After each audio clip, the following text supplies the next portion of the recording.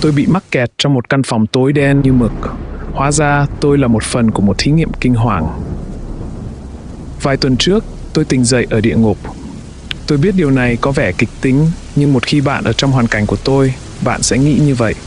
Tôi thực sự hy vọng bạn sẽ không bao giờ phải chịu đựng dù chỉ một phần nhỏ những gì tôi đã trải qua. Hiện tại, tôi đang ở một nơi ẩn náu và tránh xa mọi nguy hiểm thực sự. Vì vậy tôi nghĩ đây là thời điểm lý tưởng để viết lại những tuần vừa qua, với hy vọng rằng ai đó có thể hiểu được hoàn cảnh của tôi. Tháng trước, tôi tỉnh dậy và thấy mình nằm trên sàn bê tông lạnh lẽo. Đầu tôi đau như bị một con voi dẫm lên, và tôi cảm giác như mình không mặc gì cả. Tay tôi chỉ sờ thấy một chiếc áo choàng bệnh nhân mỏng manh. Nó bốc mùi khủng khiếp của chất thải mà ai đó đã cố gắng che giấu bằng thuốc khử trùng thay vì giặt sạch áo. Tôi ngồi dậy và hét lên hoảng loạn trong khi mọi thứ tối đen. Lúc đó, tôi thực sự nghĩ rằng mình bị mù, cho đến khi tầm nhìn của tôi trở nên rõ ràng và tôi có thể thấy một khe hở sáng lên dưới cánh cửa. Tôi đang ở trong một căn phòng không có đèn. Tôi cúi xuống khe cửa và cố tìm kiếm bất cứ thứ gì có thể cho tôi biết mình đang ở đâu. Bởi vì tôi không biết mình đến đây bằng cách nào. Ký ức của tôi quay trở lại thời điểm tôi ngồi bình thản trong một quán ăn, bạn gái tôi Flo và cậu em trai Benny ngồi đối diện tôi. Đó là tất cả những gì tôi biết. Nhưng dù đang ở đâu đi nữa, tôi cũng không thuộc về nơi này. Không một ai đáng bị ở đây. Qua khe hở, tôi có thể thấy một hành lang sáng đèn bao quanh bởi nhiều cánh cửa tối đen. Cửa của tôi là một trong số đó. Có phải tôi đã vô tình bị nhốt vào tù không? Hay một bệnh viện tâm thần? Điều đó không thể xảy ra. Trong suốt cuộc đời mình, tôi chỉ bị trầm cảm vài lần như bất kỳ người nào ở độ tuổi đôi mươi và thường xuyên gặp vấn đề về giấc ngủ. Nhưng tôi chưa bao giờ là kiểu người đập đầu vào tường hay tự giật tóc trong cơn hoảng loạn cả. Sau khi dành khoảng 2 hoặc 3 giờ tiếp theo, tôi không chắc là bao lâu vì hoàn toàn mất khái niệm về thời gian để kêu cứu và khám phá căn phòng trống. Tôi đột nhiên nghe thấy một giọng nói phát ra từ phía bên kia phòng. Đó là một giọng nam trầm với âm thanh khàn khàn. La hét không có tác dụng gì đâu, anh bạn, nó sẽ làm hỏng dây thanh quản của anh thôi. Rồi mọi người sẽ nghĩ anh là một kẻ nghiện thuốc lá. Tôi không thể tin vào tai mình. Sự hoảng loạn và tuyệt vọng của tôi giảm đi một nửa khi tôi nghe thấy giọng nói của anh ấy. Đó là lần đầu tiên kể từ khi tỉnh dậy. Tôi tìm thấy chút cảm giác bình thường trong hoàn cảnh khủng khiếp của mình. Anh là ai? Tôi nói lớn, áp đầu vào tường, hy vọng anh ta sẽ trả lời và xác nhận rằng tôi không tưởng tượng ra anh ta. Tôi cũng bị nhốt ở đây giống như anh thôi, anh bạn. Tôi nghe thấy anh ta cười khẩy. Đã bao lâu rồi? Tôi hỏi. Có thể là vài ngày, cũng có thể là vài tuần hoặc vài tháng. Tôi cá là ngay cả anh cũng không biết mình đã ở đây bao lâu rồi. Anh ta nói đúng quá, giọng anh ta rất tự tin và thoải mái, khiến tôi nghĩ rằng anh ta có lẽ đã ở đây khá lâu. Anh có biết chúng ta đang ở đâu không? Chắc chắn không phải resort 5 sao rồi. Tôi nghĩ họ giữ chúng ta ở đây để làm một loại thí nghiệm bệnh hoạn nào đó. Tôi nuốt nước bọt thật mạnh khi nghe đến từ thí nghiệm. Tôi đã đọc nhiều cuốn sách và xem nhiều bộ phim mà trong đó người ta bị đưa vào những tình huống thử thách tâm lý, dù là tự nguyện hay không. Tôi nhớ đến một trong những tác phẩm đó là về thí nghiệm ở nhà tù Stanford hay đại loại thế, nhưng tôi biết nó dựa trên những sự kiện có thật. Dù sao đi nữa, tôi rùng mình khi nghĩ rằng mình có thể đang là một phần của thí nghiệm trên con người. Với những điều kiện mà tôi phải trải qua, tôi đang nghĩ đến điều tồi tệ nhất. Đây có thể là loại thí nghiệm gì nhỉ? Tôi hỏi người hàng xóm của mình. Tôi không biết, bọn họ không làm gì với tôi cả. Ít nhất là chưa. Tôi chờ đợi, như bị thôi miên. Khi ngủ, tôi thường gặp ác mộng về những người mặc đồ bảo hộ đang chọc ngoáy cơ thể tôi. Nó luôn rất chân thực và đau đớn, nhưng giấc mơ thì luôn là thật, đúng không? Và mỗi lần tỉnh dậy, tôi lại sờ soạng khắp người và không tìm thấy gì. Tôi nghĩ mình đang phát điên, anh bạn à. Nhưng không có ai đến cho chúng ta ăn sao? Anh không thể ở đây cả ngày mà không ăn uống gì cả. Chỉ khi tôi ngủ thiếp đi, họ mới đẩy một khay thức ăn vào trong phòng, maid ngay cạnh khe cửa để tôi có thể nhìn thấy. Trên khay luôn có cùng một loại thức ăn kinh tởm. Một miếng bánh mì trắng khô, một thìa cháo và một miếng trái cây, thường là vài lát lê nhão nhoẹt, và một cốc nước đẩy. Sau đó, anh luôn phải đẩy cái khay qua khe cửa khi xong. Chỉ cần nghĩ đến việc giữ lại cái khay đó thôi, và anh sẽ phải trả giá. Tôi ngồi thụp xuống đất và lắng nghe lời anh ta với sự pha trộn giữa tuyệt vọng và vô vọng. Tôi không biết chuyện gì sẽ xảy ra với mình nếu tôi cứ tiếp tục làm những gì người bạn kia đã làm suốt thời gian qua. Ngồi trong bóng tối mãi mãi, không còn để ý đến thời gian, chỉ ăn tối thiểu để tránh chết đói, từ từ nhưng chắc chắn sẽ phát điên, và không nhận được bất kỳ câu trả lời nào. Chúng ta chắc chắn sẽ tìm được cách thoát ra, tôi nói một cách kiên quyết. Họ không thể cứ giữ chúng ta ở đây như thế này và không bao giờ thả chúng ta ra. Ngay khi có cơ hội đầu tiên chúng ta có thể. Tôi đã thử mọi cách rồi, anh bạn. Tôi xin lỗi vì phải dập tắt mọi hy vọng của anh, nhưng chúng ta đang nằm trong tay họ. Cách duy nhất để thoát khỏi đây là không chạm vào khay và chỉ cần ngủ thôi. Lời nói của anh làm tổn thương tâm hồn tôi, nỗi sợ hãi lại dâng trào trong tôi. Anh đã thử chưa? Tôi thận trọng hỏi lại. Như tôi đã nói, tôi đã thử đủ mọi cách, nhưng bản năng sinh tồn có thể là một tên khốn thật sự. Tôi không biết tại sao, nhưng cách anh ta diễn đạt lời nói mang một sự hài hước đen tối đến đỉnh điểm và hoàn toàn không phù hợp với trạng thái tinh thần hiện tại của tôi, khiến tôi không thể nhịn cười. Tôi cười lớn, tiếng cười vang vọng và méo mó đến mức không thể dừng lại được. Ở đằng xa, tôi nghe thấy tiếng cười của người bạn cùng cảnh ngộ. Điều này chỉ làm cho tình hình thêm tồi tệ. Tôi cười như chưa bao giờ được cười trong đời. Đột nhiên, tôi nhớ lại quán ăn, ký ức cuối cùng mà tôi biết trước khi tôi tỉnh dậy ở đây. Trong ký ức, tôi thấy mình cũng đang cười. Flo và Benny cũng đang cười theo. Như thể chúng tôi đang ở trong một buổi diễn hài của Bill Burr vậy. Tôi thực sự tận hưởng khoảnh khắc ấy. Và tôi nghĩ người bạn của mình cũng cảm thấy vui vì anh ta chưa đánh mất nụ cười sau ngần ấy thời gian. Hai chúng tôi tiếp tục nói chuyện thêm vài giờ nữa. Hầu hết thời gian, chúng tôi nói ít hơn về tình hình bấp bênh của mình và nhiều hơn về những thứ trong cuộc sống bên ngoài căn phòng. Tôi kể cho anh ấy nghe về Flo, về cách tôi gặp cô ấy và về cách chúng tôi dành thời gian ở trường đại học cùng nhau trước khi tôi bỏ học.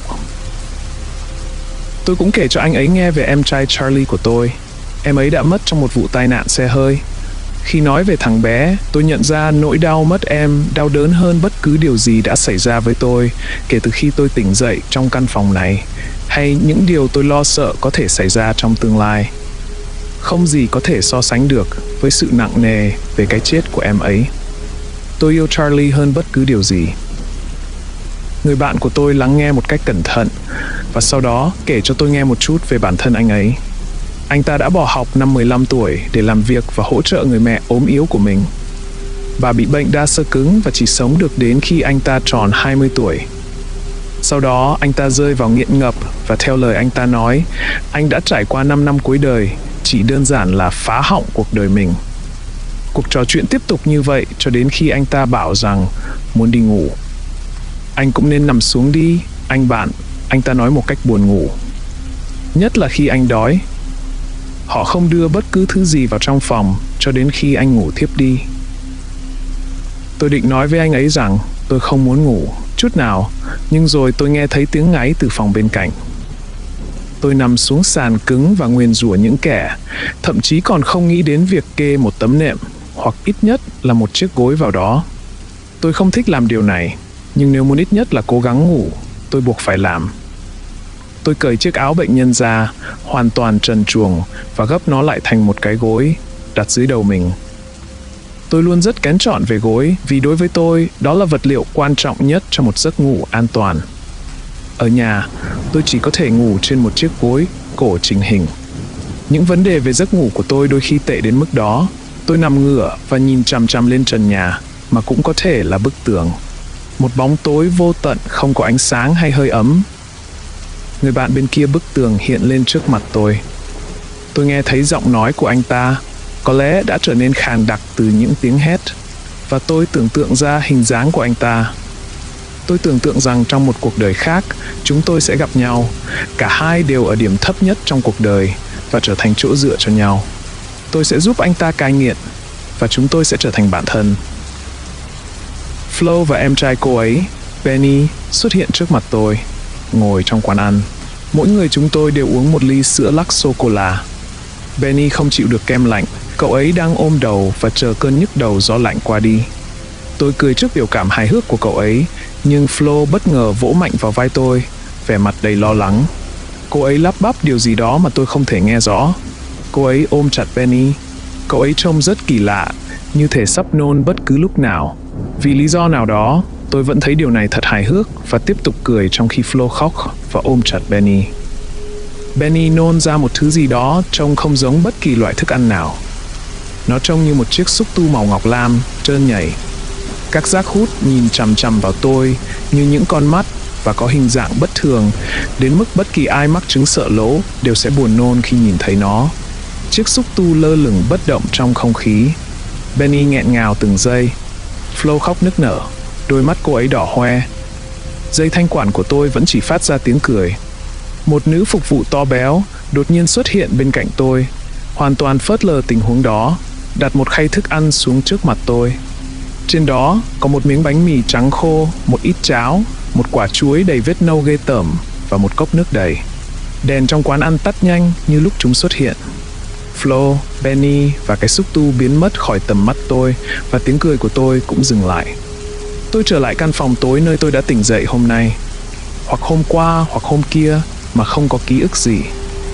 Chỉ có điều căn phòng không còn tối đen như thường lệ nữa mà chuyển sang màu xám do một luồng sáng phát ra từ bên hông cửa. Mắt tôi đảo về phía cánh cửa, nơi có một đôi tay đeo găng tay cao su đang cầm một chiếc khay trên tay và cẩn thận đặt nó xuống sàn. Khi anh ta cúi người về phía trước, tôi lờ mờ nhận ra anh ta đang mặc bộ đồ bảo hộ. Khi tôi tỉnh táo hơn và tâm trí trở nên rõ ràng hơn, tôi nhận ra mình đang đối mặt với một tình thế khó xử nghiêm trọng. Nếu tôi đứng dậy và lao vào anh ta, tôi sẽ có cơ hội thoát khỏi nơi này. Nhưng nếu tôi vẫn nằm im và giả vờ như đang ngủ, người đàn ông trong bộ đồ bảo hộ sẽ bỏ tôi lại đây cùng với khay thức ăn kinh tởm và tôi sẽ phải hy vọng cho một cơ hội khác, nếu nó có xảy ra. Khi người đàn ông trong bộ đồ bảo hộ đẩy khay về phía tôi, anh ta nhìn tôi và ánh mắt chúng tôi chạm nhau. Mặc dù tôi chỉ đang nhìn vào một chiếc mặt nạ phòng độc với kính bảo hộ tích hợp. Người đàn ông lùi lại và rút máy bộ đàm ra. Tôi không chắc anh ta đang nói gì vì anh ta lắp bắp quá nhiều, nhưng rõ ràng là anh ta đã đánh thức tôi. Tôi nhìn vào chân anh ấy và thấy anh ấy đang run rẩy. Anh ta đang sợ hãi. Nhưng lúc đó, tôi không quan tâm anh ta sợ điều gì. Tôi muốn tận dụng mọi cơ hội mình có. Tôi đứng dậy khỏi sàn nhà và từ từ loạng choạng tiến về phía anh ta. Khuôn mặt tôi mang biểu cảm đáng sợ nhất có thể. Người đàn ông đi lùi lại cho đến khi chạm vào tường và hoàn toàn nằm trong sự kiểm soát của tôi. Ánh sáng xám xịt bao quanh tôi hoàn toàn và tôi cảm thấy như mình có thể nhìn thấy màu sắc lần đầu tiên sau nhiều năm. Tôi túm lấy người đàn ông bằng bộ đồ của anh ta và đẩy anh ta vào phòng. Toàn bộ cơ thể anh ta run rẩy. Tôi nhìn anh ta từ trên xuống dưới. Đưa bộ đồ của mày cho tao, tôi nói, gần giọng khàn khàn.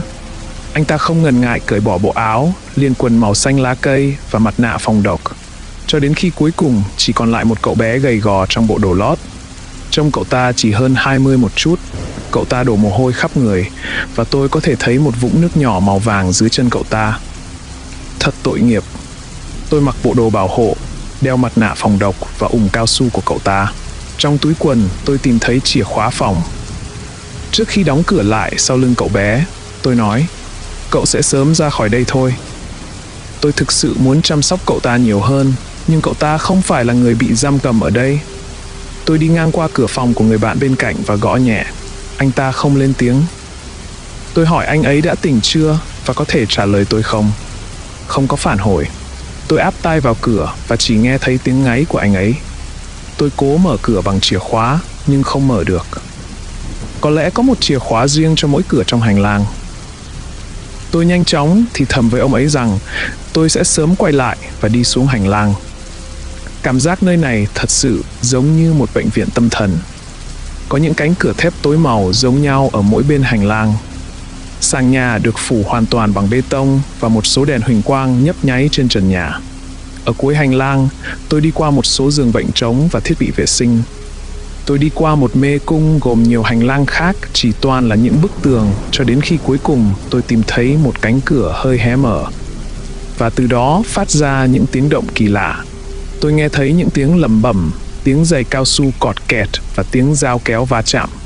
Tôi càng lúc càng tiến gần đến cánh cửa, cho đến khi có thể nghe rõ hơn. Một người đàn ông và một phụ nữ đang thảo luận sôi nổi về điều gì đó. Chỉ số của anh ta đang giảm, chúng ta cần phải làm điều đó ngay bây giờ. Anh thực sự muốn mạo hiểm với khả năng thằng bé có thể gặp nguy hiểm nếu mổ nó ra à? Việc đó đã hiệu quả với dị thường trước đó, ngay trước khi nó chết đấy thôi. Khác nhau mà. Dị thường đó đã 5 đi 8 tuổi và mắc bệnh tim. Chúng ta đang đối phó với một mẫu vật trẻ hơn nhiều, vẫn đang trong giai đoạn dậy thì. Cô đã làm công việc này bao lâu rồi? Cô đã bao giờ xuống những hành lang khác và nhìn vào những sinh vật này chưa? Mỗi ngày tôi phải mang thứ thức ăn bẩn thỉu này đến cho những loại người tồi tệ nhất và nhìn vào mặt họ.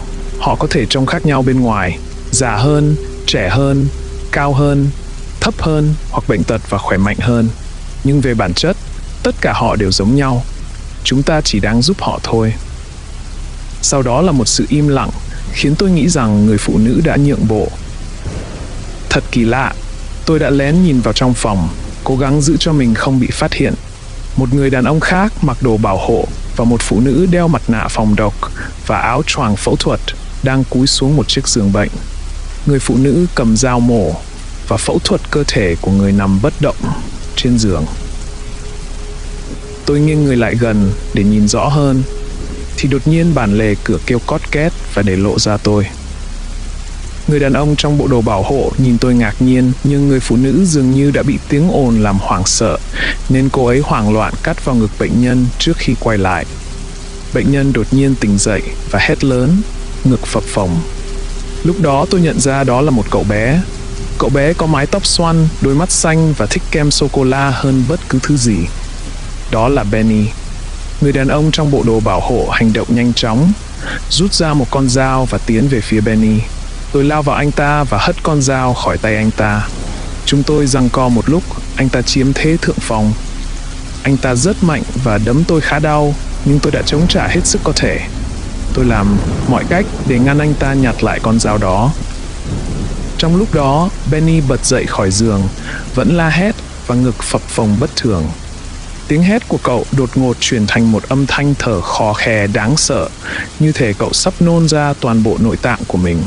Người phụ nữ trong bộ áo choàng phẫu thuật tiến lại gần cậu một cách cẩn thận, nhưng trước khi cô ấy có thể làm bất cứ điều gì, Benny đã hất cô ấy văng vào tường với sức mạnh khủng khiếp, khiến cô ta nằm bất động trên sàn. Tôi vẫn đang vật lộn với người đàn ông kia, nhưng cuối cùng cũng xoay sở được để tóm lấy phần dưới mũi hắn và đẩy lên, khiến hắn đau đớn và buông tôi ra. Tôi nhanh chóng chạy về phía Benny, mặc dù không biết mình nên làm gì. Benny, là anh đây! Tôi hét lên, hy vọng cậu bé sẽ nhận ra tôi. Nhưng hình ảnh trước mắt cho thấy tôi đang đứng trước một thứ hoàn toàn khác với Benny. Tôi chỉ có thể gặp được sinh vật này trong những cơn ác mộng tồi tệ nhất. Tiếng thở khò khè của Benny ngày càng lớn hơn, và cuối cùng những xúc tu khổng lồ, màu ngọc lam và trơn trượt mọc ra từ miệng, ngực và mắt của cậu nhóc. Tôi bị tê liệt và không biết phải cảm thấy thế nào. Tôi biết sinh vật đó không phải là Benny. Tôi biết tôi đã nhìn thấy nó trong giấc mơ của mình. Tôi biết nó là có thật, và tôi biết đó là lỗi của tôi. Những giác hút của nó lại nhìn chằm chằm vào tôi, vặn vẹo và ghê tởm. Trước khi tôi kịp nhận ra, nó đã vươn tới và bám chặt lấy tôi. Lực hút quá mạnh khiến tôi cảm thấy như mình đang bị hút vào một hố đen sâu thẳm, còn đen hơn cả bóng tối mà tôi đã phải chịu đựng trong căn phòng kia.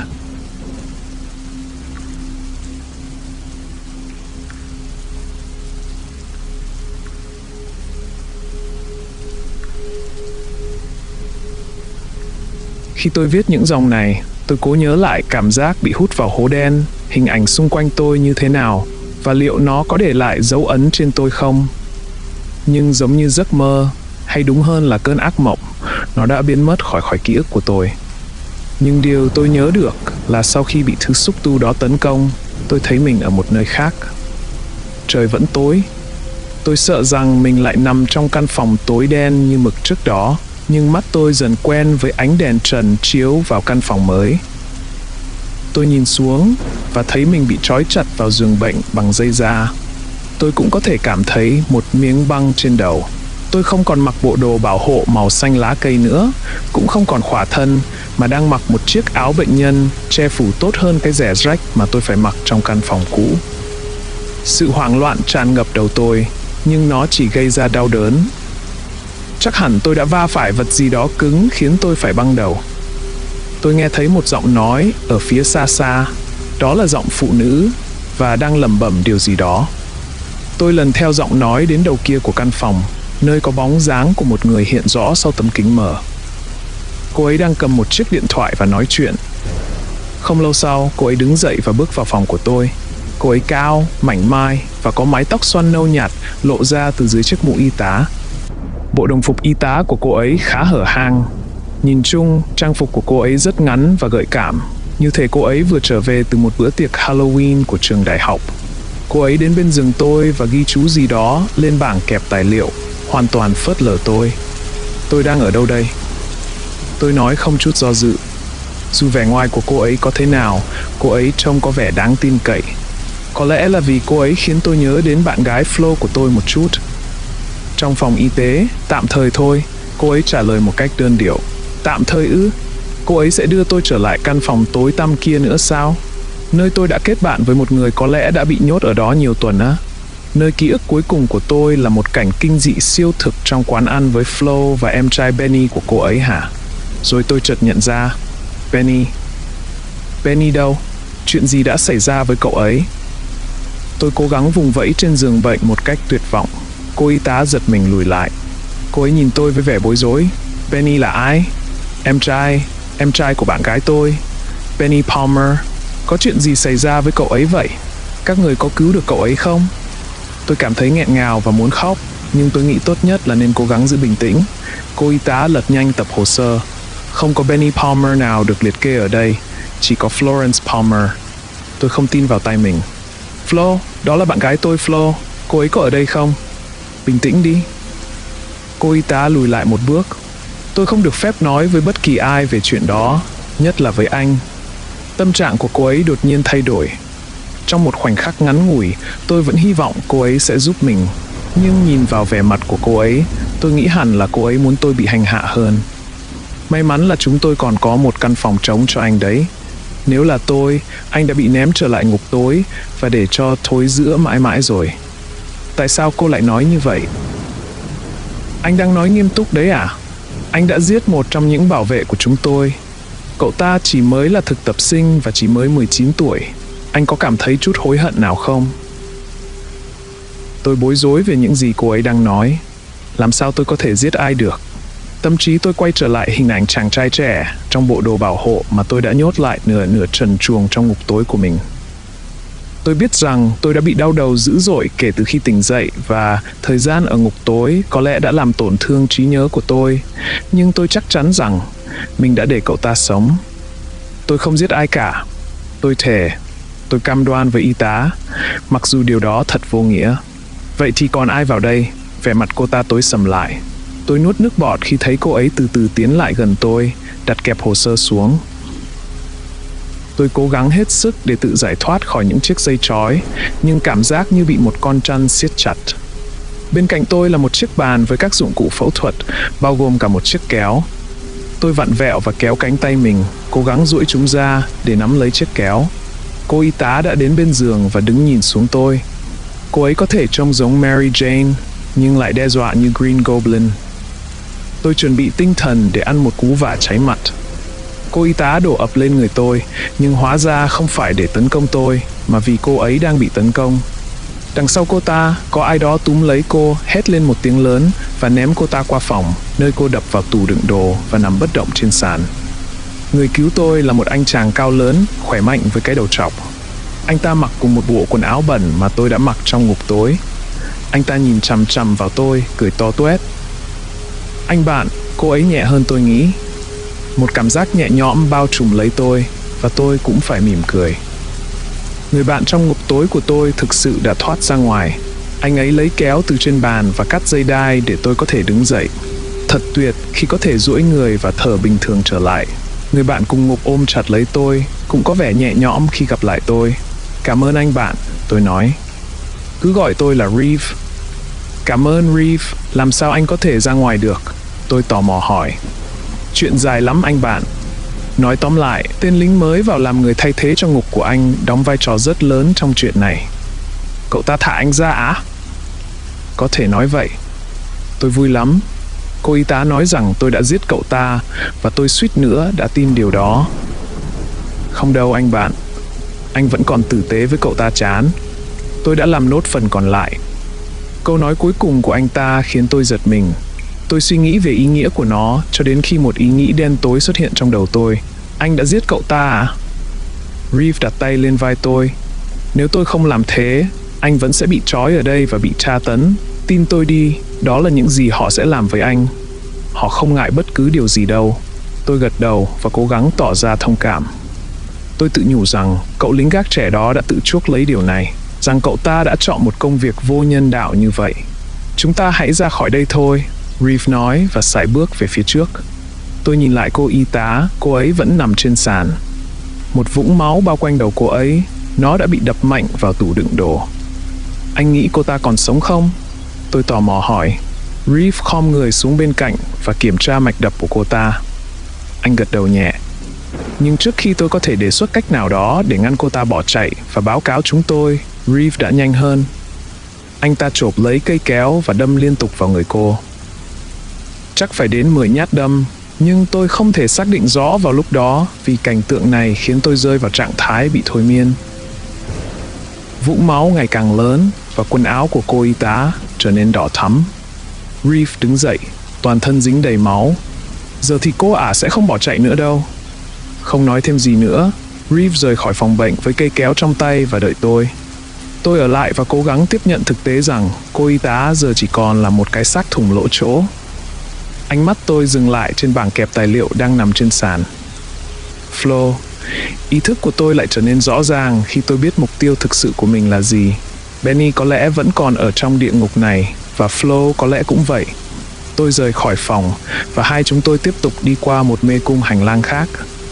Thỉnh thoảng chúng tôi nhìn vào những căn phòng có vẻ trống rỗng và phát hiện ra nhiều phòng bệnh viện, phòng phẫu thuật và phòng vệ sinh hơn. Nếu có lối thoát ở đây thì họ đã giấu nó khá kỹ rồi. Chúng tôi trốn trong hành lang để tôi có thể tập trung vào bảng kẹp tài liệu. Tôi xem lướt qua các tài liệu. Chúng chủ yếu là hồ sơ của những người dường như bị giam giữ ở đây. Mỗi người đều có thông tin cá nhân như nhóm máu, chỉ số máu, hoạt động não và một điều mà tôi không hiểu rõ lắm, mức độ dị thường. Tôi tiếp tục lật từng trang cho đến khi tìm thấy tên của Flo. Các chỉ số máu của cô ấy có vẻ bình thường. Mức độ dị thường của cô ấy là 1. Liệu đó là dấu hiệu tốt hay xấu, tôi không thể biết được. Thậm chí còn có một vài ghi chú về cô ấy. Dị thường số 23 từ chối ăn. Dị thường số 23 biểu hiện hành vi tự gây thương tích, tìm thấy móng tay bị rách trong thức ăn. Dị thường số 23 liên tục nhấn mạnh việc phải được gặp dị thường số 24. Tôi tiếp tục lật cho đến khi tìm thấy hồ sơ của dị thường số 24. Tôi đã nghĩ đó là tôi vì y tá nói Benny không có trong danh sách, nhưng tôi đã nhầm. Dị thường số 24 không được ghi tên thật, mức độ dị thường là 100. Cậu bé cũng có những ghi chú. Chúng khiến tôi dựng tóc gáy. Dị thường số 24 biểu hiện phản ứng thái quá với thuốc như nổi cơn thịnh nộ, bồn chồn, la hét. Dị thường số 24 thường xuyên bị gây mê và ép ăn. Dị thường số 24 không phản ứng với các phương pháp điều trị, dẫn đến các cánh tay xúc tu xuất hiện không đều đặn. Lần xuất hiện cuối cùng được biết đến vào ngày 10 tháng 11, lúc 6 giờ 36 phút chiều, trong vụ tấn công của dị thường số 25 nhắm vào các nhân viên. Tôi dùng mình khi lật trang và tìm hồ sơ của mình, vì chắc chắn là tôi có một hồ sơ, và chắc chắn rằng dị thường số 25 là tôi. Nhưng cần phải tìm hiểu tất cả để có thể hiểu được điều gì đã xảy ra với ba chúng tôi. Hồ sơ của tôi ghi rõ tên tôi và mức độ dị thường của tôi là 55. Tôi cũng có một số ghi chú. Dị thường số 25 là dị thường đầu tiên, cho thấy dấu hiệu bị chiếm hữu bởi cánh tay xúc tu. Dị thường số 25 trốn thoát khỏi ngục tối bằng cách giết một lính canh vào ngày 10 tháng 11 lúc 6 giờ chiều. Dị thường số 25 được chăm sóc tại bệnh xá sau khi ngất xỉu. Anh sắp xong chưa? Reeve sốt ruột hỏi. Tôi thực sự muốn ra khỏi đây, anh bạn. Tôi ngừng đọc và chúng tôi rời đi. Thật không may, không có sơ đồ mặt bằng nào trong số các tài liệu. Vì vậy, chúng tôi chỉ đi lang thang vô định, trốn tránh mọi nguy hiểm có thể xảy ra. Cuối cùng, chúng tôi đến một cánh cửa ở cuối hành lang, trông khác với những cánh cửa khác. Nó lớn hơn và có 2 tay cầm. Đó là một trong những lối vào mà bạn phải đẩy mạnh mới vào được. Chúng tôi đến gần cửa và thấy một tờ giấy ghi chú đính trên đó. Nó ghi buổi chiếu tiếp theo vào ngày 1 tháng 12 vào lúc 10 giờ 30 phút sáng. Anh bạn, đây có phải là rạp chiếu phim không? Reeve có vẻ rất phấn khích và cố mở cửa. Tôi nghĩ thật liều lĩnh khi anh ấy cứ bước vào mà không suy nghĩ rằng có ai đó có thể ở bên trong. Nhưng anh ấy đã đi rồi. Tôi đành đi theo sau anh ta. Bây giờ chúng tôi đang ở trong một căn phòng thực sự giống như một rạp chiếu phim nhỏ. Có những chiếc ghế thoải mái được xếp hàng khắp nơi và ở phía trước là một màn hình trắng lớn. Ở giữa những hàng ghế là một thiết bị trông giống như một máy chiếu phim đời cổ. Trong khi chúng ta đang chết dần trong ngục tối, bọn khốn nạn này lại đang tận hưởng cuộc sống. Reeve lẩm bẩm tức giận khi đang nghiên cứu máy chiếu. Anh ấy nghịch các nút bấm cho đến khi cuộn phim bất ngờ bắt đầu quay và một chùm ánh sáng chiếu ra khỏi thiết bị, chiếu một hình ảnh lên màn hình. Trúng mánh rồi. Reeve hét lên. Tôi vẫn còn chút nghi ngờ, lo sợ rằng những người mặc đồ bảo hộ có thể xông vào bất cứ lúc nào. Bộ phim đang được trình chiếu rõ ràng là một video đào tạo cho nhân viên trong tòa nhà này. Bộ phim khá mới, mặc dù chất lượng âm thanh và hình ảnh đã xuống cấp. Cuối cùng, tôi tập trung vào nội dung, vì vào một lúc nào đó, giọng nói của người dẫn chuyện đã nói về điều gì đó khác ngoài việc đào tạo nhân viên. Đồng thời, hình ảnh và video minh họa được chiếu để hỗ trợ nội dung. Bây giờ, có lẽ các bạn đang tự hỏi lý do cho buổi giới thiệu này là gì? Lý do cho việc xây dựng tòa nhà này là gì? Như các bạn đã biết, đại dịch hiện tại đang diễn ra mạnh mẽ. Kể từ ngày đó, như chúng ta gọi cho đơn giản, một số người trước đây là con người đã bị một sinh vật ngoài hành tinh chiếm hữu, mà đối với người thường, nó trông giống như một con quái vật xúc tu. Trên thực tế, các nhà khoa học giỏi nhất của chúng ta vẫn đang nghiên cứu sinh vật này chi tiết hơn để họ có thể nhận thức đầy đủ về những gì nhân loại đang phải đối mặt. Nguồn gốc của sinh vật này vẫn chưa được biết. Chúng ta cũng không thể nói sinh vật này sở hữu những khả năng gì. Người bị chiếm hữu có lẽ biết rõ nhất điều đó, nhưng chúng ta sẽ nói đến điều đó ngay bây giờ. Chúng tôi gọi những người bị sinh vật này chiếm hữu, từng là con người, là những dị thường, và nhiệm vụ lớn nhất của các bạn là giữ những dị thường này trong ngục tối cho đến khi có thể đảm bảo việc thả chúng ra. Trong thời gian đó, các nhà nghiên cứu và bác sĩ của chúng tôi có thể tận dụng cơ hội để nghiên cứu các dị thường, tiến hành phẫu thuật nếu cần thiết và nếu nghi loại bỏ chúng một lần và mãi mãi. Trong trường hợp này, chúng chủ yếu bao gồm những dị thường đã đạt đến cấp độ trên 50. Nhưng mặc dù đây là một nhiệm vụ đi kèm với rất nhiều trách nhiệm, yêu cầu mức độ bảo mật và an ninh cao nhất, tôi yêu cầu các bạn không hoảng sợ. Chỉ cần đừng quên một điều, bạn vẫn là con người, họ thì không. Bây giờ chúng ta hãy chuyển sang hướng dẫn về an toàn. Tôi nhấn nút dừng máy chiếu. Phải mất một lúc tôi mới xử lý được những gì vừa thấy. Đồng thời, đầu tôi lại đau nên tôi phải ngồi xuống. Anh ổn chứ, anh bạn? Tôi cảm thấy không khỏe chút nào. Sau những gì đã thấy, đầu tôi đau như búa bổ, đến nỗi tôi cảm thấy như có thứ gì đó muốn chui ra. Trong một khoảnh khắc, tôi vô cùng sợ hãi rằng những cánh tay xúc tu đó cũng có thể mọc ra từ tôi. Tôi không muốn tưởng tượng nỗi đau đớn sẽ như thế nào và Benny đã cảm thấy ra sao khi định mệnh này đã giáng xuống cậu bé. Sau đó tôi nhớ ra rằng Benny có cấp độ dị thường là 100 và tôi cũng có cấp độ trên 50. Nhưng đầu tôi không cho phép những suy nghĩ này. Nó không cho phép bất cứ điều gì và cố gắng đẩy một thứ khác ra phía trước. Nó nứt toác và rung chuyển trong tôi cho đến khi cuối cùng tôi nhìn thấy một điều khác trước mặt mình. Tôi cảm thấy như mình đã quay ngược thời gian. Lần này tôi không còn ở quán ăn với Flo và Benny nữa.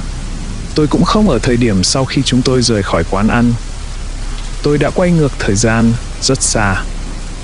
Quay ngược lại thời điểm tôi còn trẻ. Khi tôi vẫn còn vui vẻ, khi em trai Charlie của tôi vẫn còn sống. Ôi không, làm ơn đừng. Làm ơn, không phải ở đây. Làm ơn, các người đang làm gì ở đây vậy? Tôi không thể đi sâu hơn vào ký ức này vì tiếng hét chói tai đã làm lu mờ tâm trí tôi. Tôi đã trở lại thực tại và tôi ước đó là thế giới trong mơ. Một người đàn ông mặc bộ đồ bảo hộ đứng trước cửa và giơ súng lên. Tôi giơ tay lên, Reeve hạ tay xuống. Trước khi tôi kịp nhận ra, một phát súng đã nổ và một viên đạn xuyên qua hộp sọ tôi.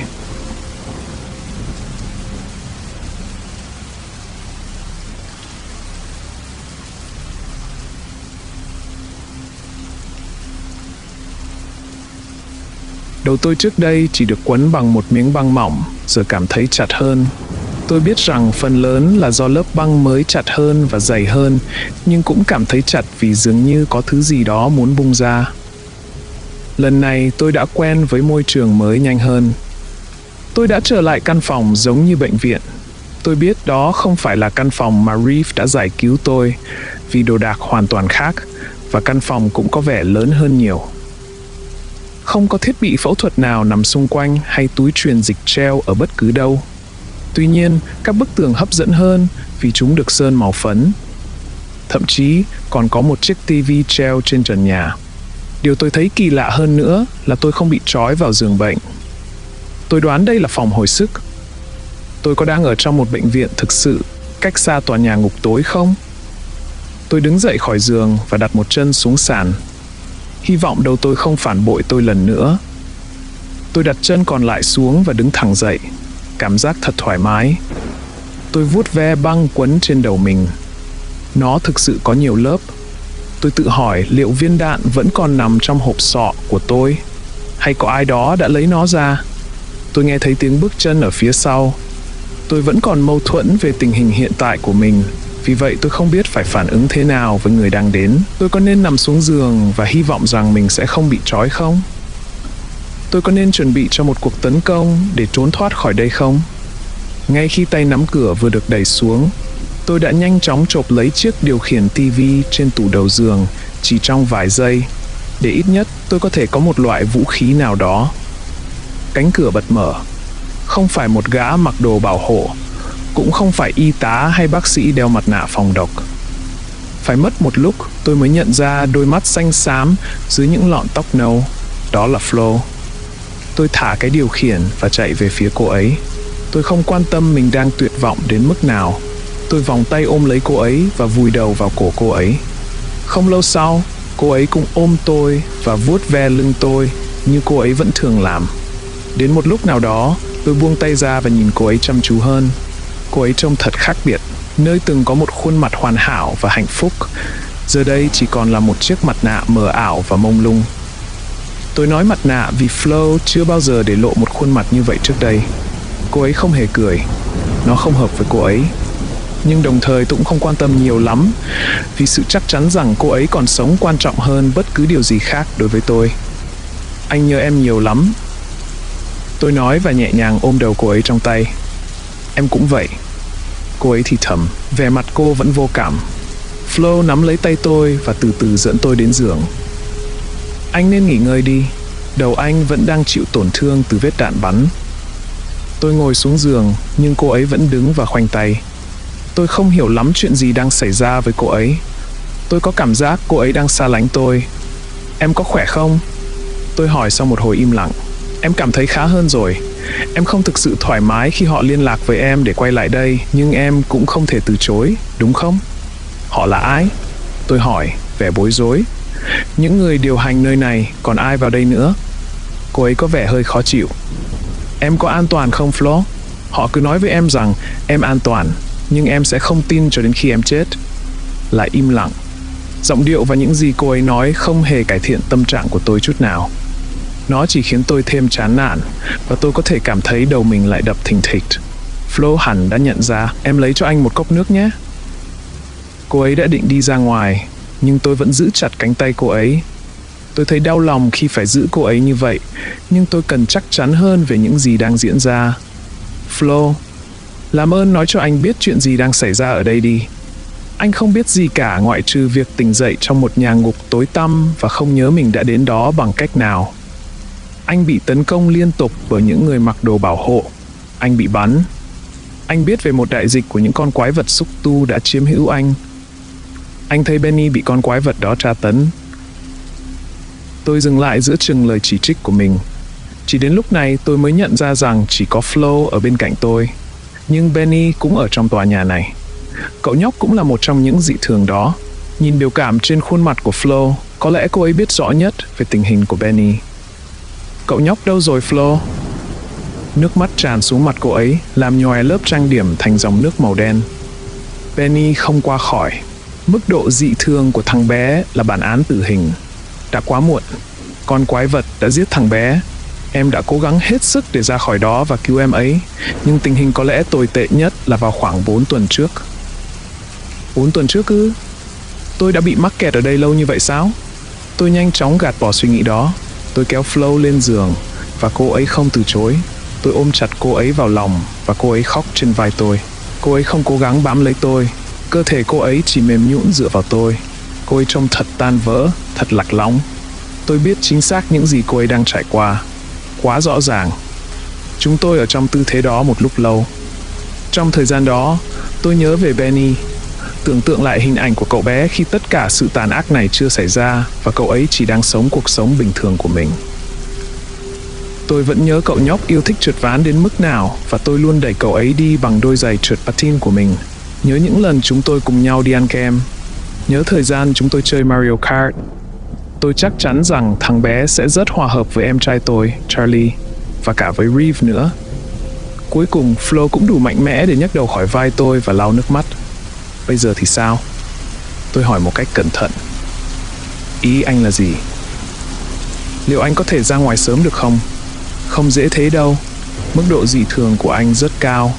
Họ có thể sẽ giữ anh ở đây một thời gian. Tôi đã mong đợi câu trả lời này.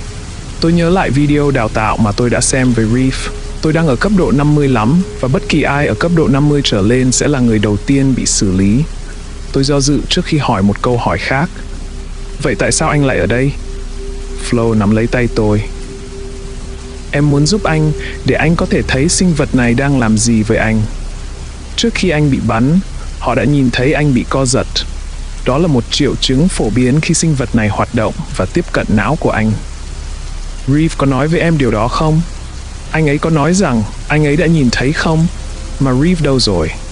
Lúc đó, tôi hoàn toàn bối rối trước mọi thứ.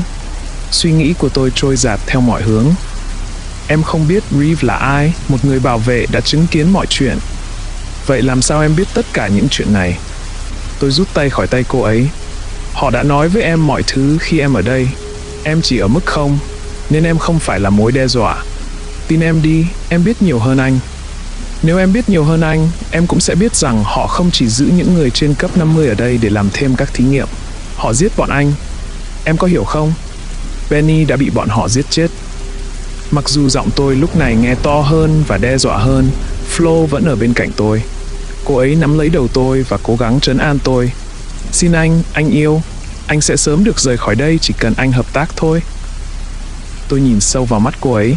Tôi cố gắng chắc chắn rằng đó là đôi mắt mà tôi đã yêu từ hồi trung học. Tôi muốn tin Flo. Tôi thực sự muốn tin tưởng cô ấy. Sau tất cả những gì cô ấy đã trải qua, tôi không muốn khiến cô ấy cảm thấy bất an hơn nữa. Tôi chắc chắn không muốn mất cô ấy lần nữa. Tôi cố gắng bình tĩnh lại. Được rồi, anh nên làm gì đây? Hãy để sinh vật đó kiểm soát anh. Nếu anh cảm thấy đầu mình sắp nổ tung, đừng chống lại nó. Trên thực tế, tôi có thể cảm thấy cơn đau nhói mạnh hơn trước. Tôi cố gắng tập trung vào lời nói của Flo, nhưng điều đó chỉ khiến tôi chống lại cơn đau. Tôi không muốn chịu đựng sự dày vò này lâu hơn nữa, chứ đừng nói là cường độ mạnh hơn trước, nhưng tôi đã cố gắng hết sức. Khi tôi thả lỏng mọi giác quan, thứ đó đè lên hộp sọ tôi như găng tay đấm bốc trên bao cát. Nó sắp bật ra và thoát ra bất cứ lúc nào. Tôi nhìn vào một luồng sáng trắng chói lòa. Nó có vẻ đáng sợ hơn cả bóng tối đen đặc. Ánh sáng yếu dần và tôi thấy hình bóng của một người. Giống như ngay trước tiếng súng nổ, tôi không đào sâu vào ký ức về quán ăn. Tôi đã quay trở lại quá khứ xa hơn nhiều. Quay lại một thời điểm khi tôi còn trẻ. Thật đau lòng khi thấy mình ở nơi có Charlie. Hình bóng của em ấy trở nên rõ nét hơn và em ở đó, cười tô toét vui vẻ, tay cầm một cốc nước ngọt. Tôi nhìn quanh môi trường mới của mình. Tôi cũng cầm một cốc nước ngọt trên một tay, tay kia cầm vô lăng. Chúng tôi đang lái xe dọc theo một con đường nông thôn vắng vẻ. Mặt trời đang lặn dần ở đường chân trời. Khi hình bóng trở nên rõ nét hơn, các giác quan của tôi cũng trở lại bình thường và tôi nghe thấy tiếng nhạc. Bài hát Pump It của nhóm Black Eyed Peas đang phát ở mức âm lượng tối đa và tôi nghe thấy mình cùng Charlie đang hát theo. Thật kỳ lạ, nhưng tôi không thể kiểm soát được bản thân. Giống như tâm trí hiện tại của tôi bị mắc kẹt trong cơ thể cũ và tôi chỉ quan sát mọi thứ một cách gián tiếp. Thật đáng sợ, nhưng đồng thời cũng rất hấp dẫn. Tôi nhớ rất rõ ngày hôm đó, làm sao tôi có thể quên được. Chúng tôi vừa ra khỏi Burger King và giờ đang trên đường về nhà. Tôi biết mẹ sẽ mắng vì về nhà muộn như vậy. Bố sẽ không vui khi tôi mượn chiếc Bentley của ông mà không hỏi. Nhìn kìa, Charlie, có một khu rừng, tôi nghe thấy mình nói. Thì sao? Charlie vẫn tiếp tục hút nước uống của mình. Anh chưa bao giờ nhìn thấy nó ở đây trước đây, tôi nói. Anh thậm chí còn chưa từng lái xe trên con đường này nữa. Charlie trả lời. Tôi nghe thấy mình cười. Tôi thấy mình rời khỏi con đường quê và rẽ vào một con đường dẫn vào khu rừng. Tôi bối rối. Điều này dường như không còn quen thuộc với tôi nữa. Tôi luôn cho rằng chúng tôi đã tiếp tục lái xe. Tôi thậm chí còn không biết có một khu rừng gần con đường. Tôi đang bước ra ngoài, Charlie theo sát phía sau tôi. Trời sắp tối rồi, chúng ta về nhà đi được không? Em thực sự muốn bỏ lỡ một chuyến đi dạo ngắn trong rừng sao? Chán thế. Khi tôi tiếp tục chế giễu thằng bé, tôi đi sâu hơn và sâu hơn vào rừng. Charlie đi theo tôi, nhưng vẫn giữ khoảng cách. Tôi muốn hét lên, bảo em ấy đừng sợ, nhưng tôi không thể. Khu rừng trông khá bình thường, ngoại trừ việc cây cối không khác gì nhau lắm. Tất cả đều trông giống hệt nhau. Tôi cũng cảm thấy mặt đất đang chuyển động. Tôi nghĩ mình đã hơi quá chén vào ngày hôm đó, nhưng tôi rất chắc chắn rằng đời tôi chưa bao giờ lái xe khi say rượu. Và chắc chắn là không phải khi đi cùng Charlie. Tôi đang tiến gần đến nền rừng trông như chất lỏng, được bao quanh bởi những cái cây trông giống hệt nhau, và tôi đang nghiêng người xuống. Có vẻ như đó là một ảo ảnh quang học. Tôi chưa từng thấy thứ gì giống như vậy trước đây. Tôi sắp đặt một chân vào đó, thì đột nhiên tôi trượt chân trên thứ gì đó và ngã xuống với toàn bộ cơ thể. Charlie đang gọi tên tôi ở phía sau. Tôi lập tức đứng dậy. Tôi hít phải rêu vào mũi và phủi bụi bẩn và cây cối trên người. Charlie chạy đến và giúp tôi phủi sạch người mình. Khi tôi nhìn lại, tôi thấy cây cối trông bình thường và khác nhau. Mặt đất trong rừng cũng không còn chuyển động nữa. Vậy nên, hóa ra đó chỉ là tâm trí kỳ lạ của tôi mà thôi. Trên đường trở lại xe, tôi giải thích với Charlie những gì tôi đã thấy.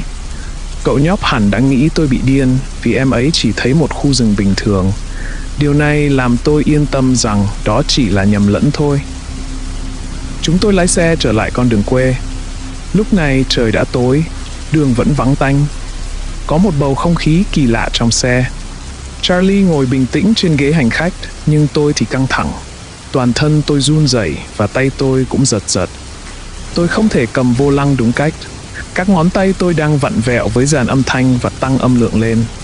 Có vẻ như tôi đang cố gắng làm mình phân tâm. Thật đáng sợ khi phải quan sát chính mình như vậy. Charlie cũng nhận thấy điều đó và bắt đầu nghi ngờ. Nhìn đường đi anh. Nhưng mắt tôi đã không còn tập trung vào con đường nữa.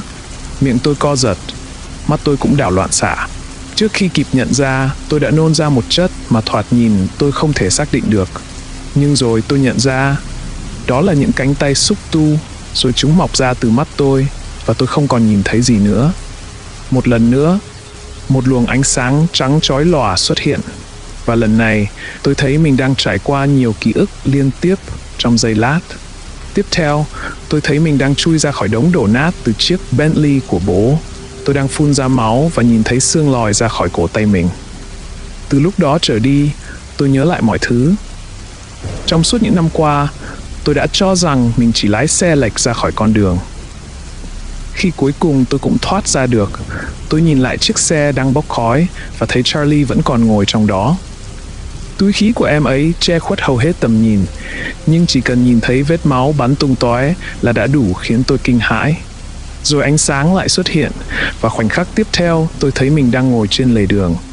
Ai đó đang khoát một chiếc chăn lên người tôi. Ở phía sau, tôi nhìn thấy và nghe thấy tiếng còi xe cảnh sát. Tôi chỉ biết ngồi đó và khóc nức nở. Lại là ánh sáng. Tôi thấy bố mẹ tôi trong căn hộ của chúng tôi. Họ la hét rất khủng khiếp, giọng họ khàn khàn. Nhưng tiếng la hét không hướng về phía tôi. Họ đang la hét với nhau. Quá ồn ào và hỗn loạn đến nỗi tôi không thể hiểu được hầu hết. Nhưng tôi biết lý do của cuộc tranh cãi là gì. Họ không bao giờ tha thứ cho bản thân vì đã để Charlie và tôi lái xe một mình vào đêm muộn như vậy. Ánh sáng lại xuất hiện. Lần này tôi đã ở rất xa trong tương lai.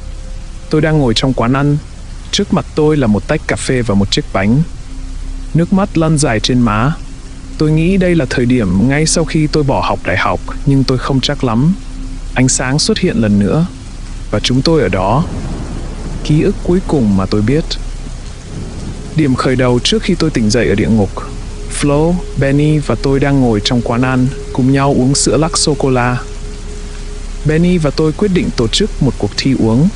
Tôi để cậu nhóc thắng, nhưng cái giá phải trả là cậu ta bị lạnh tê não. Flo đã bảo cậu ấy vào nhà vệ sinh để đi tiểu. Sau đó, cô ấy nghiêng người về phía tôi, trông khá nghiêm túc. Em nghĩ anh nên chậm lại. Ý em là sao? Tôi hỏi. Tôi thực sự không biết chuyện gì đang xảy ra. Ký ức này rất rời rạc. Em không thích việc anh dành nhiều thời gian với Benny như vậy. Bất cứ khi nào ba chúng ta làm gì, anh chỉ quan tâm đến thằng bé. Và bất cứ khi nào chúng ta ở một mình, câu hỏi đầu tiên của anh luôn là Benny ở đâu? Em không thích điều đó. Anh không hiểu. Anh chỉ là thích dành thời gian với em trai của em thôi. Em luôn nói anh giỏi làm thân với trẻ con cơ mà. Nhưng chuyện này khác. Và anh biết rõ điều đó. Con người cũ của tôi lắc đầu, nhưng tôi biết cô ấy muốn nói gì. Benny không phải là Charlie. Dù điều này thật khó nói, nhưng Benny không phải là em trai của anh. Tôi nuốt nước bọt một cách khó khăn và lại trở nên bồn chồn hơn. Vậy là em không muốn anh ở bên Benny nữa sao? Em nghĩ chúng ta nên từ từ thôi. Anh phải vượt qua mất mát của mình. Cưng à, đã 3 năm rồi. Tôi ngày càng trở nên bồn chồn hơn và cơ thể tôi run rẩy. Tôi đang kiềm chế. Benny vừa mới ra khỏi nhà vệ sinh và đang ngồi xuống với chúng tôi. Uống thi lần nữa không anh? Em cá là em sẽ lại nhanh hơn thôi. Benny vui vẻ nói. Benny, đến giờ phải về rồi, Flo nói rồi đứng dậy. Benny có vẻ bối rối và từ chối đi. Trong khi hai người đang cãi nhau, một cô hầu bàn đến bàn chúng tôi và hỏi chúng tôi có muốn gọi món gì khác không. Mọi thứ xảy ra cùng một lúc và tôi không thể chịu được áp lực. Cơ thể tôi bắt đầu run mạnh hơn, mắt và miệng tôi như muốn nổi loạn. Và rồi những cánh tay xúc tu bắn ra từ mọi phía và đập thẳng vào mặt Benny. Flo chỉ bị dính nhẹ, hoảng sợ và lùi lại. Tất cả những người khác trong quán ăn đều choáng ngợp trước cảnh tượng những cánh tay xúc tu quằn quại và lẩn trốn hoặc chạy ra ngoài. Ánh sáng lóe lên. Tôi thấy mình đang ở trong một căn phòng trông giống như phòng sinh. Hai người mặc đồ bảo hộ đang đứng cao hơn tôi và nói chuyện với nhau. Và những xúc tu này chỉ xuất hiện trên người anh ta cho đến tận bây giờ. Cho đến giờ thì vậy. Nhưng cậu bé ở phòng số 3 đang có những dấu hiệu cho thấy nó có thể là người tiếp theo. Những thứ này có thể làm gì? Chúng ta chỉ có thể giả định rằng chúng làm điều gì đó với tâm trí của vật chủ, thao túng hoặc làm hỏng nó theo một cách nào đó. Cũng có thể chúng gây ra ảo giác. Trước khi được đưa vào, đối tượng này cứ lảm nhảm về một người tên là Reef. Ánh sáng lóe lên. Bây giờ tôi đang ở nơi mà tôi đã thức dậy lần đầu tiên. Trong ngục tối. Tôi đang nói về Charlie. Tôi nhớ em ấy nhiều đến mức nào. Tôi đang nói về Flo và Benny. Nhưng tôi đang nói chuyện với ai? Tôi không nhận được câu trả lời hay bất kỳ phản ứng nào khác với những gì tôi đang nói. Ánh sáng lóe lên. Tôi đang đứng bên ngoài ngục tối. Tôi đang mặc bộ đồ bảo hộ. Trước mặt tôi là tên lính canh trẻ mà tôi đã dụ vào trong ngục. Hắn ta run rẩy toàn thân và tè ra quần. Nhưng thay vì đóng cửa lại sau lưng hắn, tôi lại bước đến chỗ hắn, túm lấy đầu hắn và đập vào bức tường bê tông. Tiếp theo là sàn bê tông. Thật không thể tin được là tôi lại có thể làm được điều đó dễ dàng đến thế. Hắn ta thực sự rất ốm yếu. Ánh sáng lóe lên. Tôi đang nằm trên giường bệnh. bị trói chặt. Cô y tá gợi cảm đang tiến về phía tôi, sẵn sàng tấn công tôi. Cánh tay tôi cố gắng thoát khỏi dây da và cầm lấy chiếc kéo trên bàn. Ngay khi cô y tá sắp với tới tôi đâm vào cổ cô ta bằng chiếc kéo. Ánh sáng lóe lên, tôi đang chạy dọc hành lang, tay cầm bảng kẹp tài liệu. Tôi chỉ có một mình. Ánh sáng lóe lên, một gã mặc đồ bảo hộ đã bắt gặp tôi đang xem video trong phòng chiếu. Hắn cầm súng trên tay và bắt đầu bắn. Tôi là người duy nhất hắn nhắm vào. Phát đạn trúng tôi và ánh sáng lóe lên trắng xóa lần cuối cùng. Flo xuất hiện trước mặt tôi. Tôi đã trở lại phòng hồi phục. Cô ấy trông rất kích động. Anh đã thấy gì? Cô ấy hỏi. Tôi chớp mắt vài lần để chắc chắn rằng mình đã thực sự trở lại và rằng những cơn ác mộng của vài năm qua chỉ còn lại trong tiềm thức. Nhiều lắm, tôi đáp. Chính xác là gì? Tôi không đủ sức để kể cho cô ấy nghe mọi thứ một cách chi tiết. Đó sẽ là một trải nghiệm đau đớn và tôi đã từng trải qua nó theo cách tồi tệ nhất có thể. 2 lần. Vì thế, tôi đã có một ý tưởng khác.